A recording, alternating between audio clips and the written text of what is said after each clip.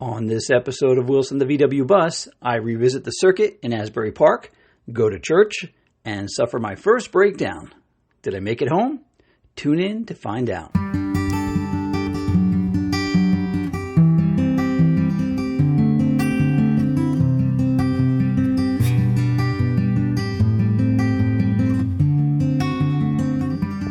Hi everyone, it's Joe again, and welcome to the Wilson the VW Bus podcast, Season 3, Episode 9. In case you're joining me for the first time, which would seem a bit odd to not have listened to all the previous shows, but who knows. This podcast is about me and my adventures in my 1967 Volkswagen split-window walk-through homebrew tin-top camper bus named Wilson. When I last left off, we had hit up a few of the fall cruise nights, the Cars and Coffees, and some shows here in central New Jersey. I wanted to make sure that I revisited the Asbury Park circuit again this year, and they were holding a special event on a Wednesday evening for the kids with a trunk or treat. So if you're not familiar with trunk or treating, it's a spin-off of the American Halloween tradition where kids come up to the cars instead of the house with their Halloween costumes, and we give them candy. Most of the classic car guys will decorate their vehicles with spooky props and Halloween decorations, etc. Some even go all out with like full-size animatronics and smoke machines and like blood and zombies, and it's all fun. It's all for the kids. Well, the special evening at the circuit this year was being held on a Wednesday because they were able to get one of George Barris's drag cars, Dragula, for the event. If you're not familiar with George Barris, he's a very famous car customizer from like the 50s and 60s and 70s. That's the 1950s, 60s, and 70s. The Dragula car is a drag strip car built by the character Grandpa in the episode of the 1960s television show The Munsters called Hot Rod Herman. It's basically a race car built from a coffin. And it's neat. It's fun to look at. It's probably the most impractical thing ever, but it was fun to see it in person. So I brought down a bunch of candy, and my family met me there, and we had a terrific time. It was a real nice, cool evening. We had a great parking spot right in the middle of the strip, just a few feet from the famous Wonder Bar. Wilson was very well received, and I even found a few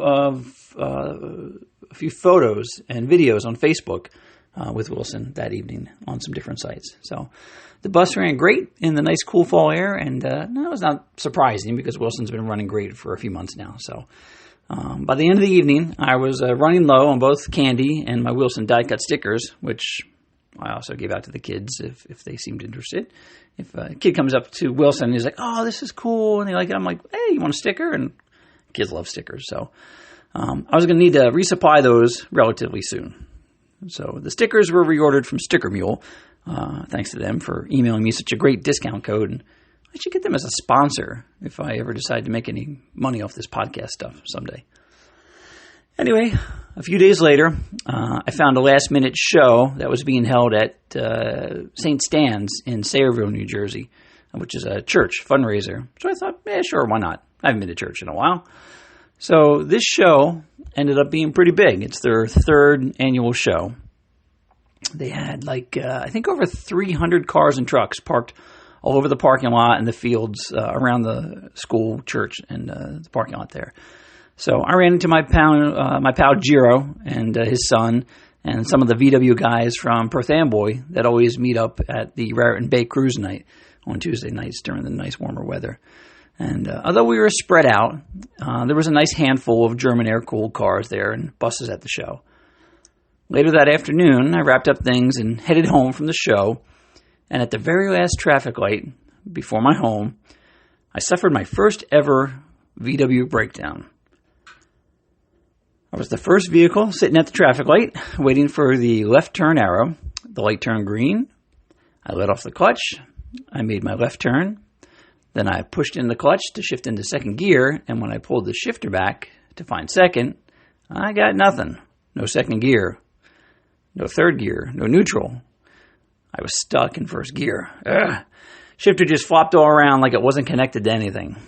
So luckily, I was only 3 blocks from home. You couldn't really ask for a better breakdown. So I coasted all the way back downhill, back to the South Hill Customs Garage to see what had happened. I first inspected the shifter from inside the bus, and nothing looked out of the ordinary there to me. So I dove underneath to look at the front of the bus and the shift linkage there. Nothing seemed out of place there either, so now I was getting a little worried. I jacked up the right rear of the bus, and I slid underneath to look at the transmission. Aha! The shift rod coupler had split in two. I thought, thank God, it's not the transmission. Wilson had one of those red, empty urethane, old-style shift couplers installed, and it had simply cracked in half right down the middle. So I jumped onto the J-Bug's website and ordered up a new one. In retrospect, I probably should have purchased a stock coupler because a few of the online sources, like the Samba, they always sort of spout off that the urethane ones are prone to break with this exact same issue. They crack, but I didn't think about it, and I just removed the 2 set screws and slid off the broken pieces and tucked Wilson in the garage to wait for the parts to arrive. By the end of the week, I received my new coupler and jacked up the rear of Wilson to reinstall it. Piece of cake, right? I mean, the other one came right out. Well, I thought the coupler would go in as easy as the old broken one came out, but I soon realized that the space in between the end of the transmission and the shifter rod was not big enough for the intact coupler.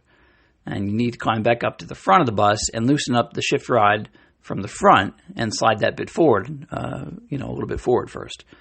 So luckily, there's an intermediate connection, which is held in with a single set screw and a small, collar coupler.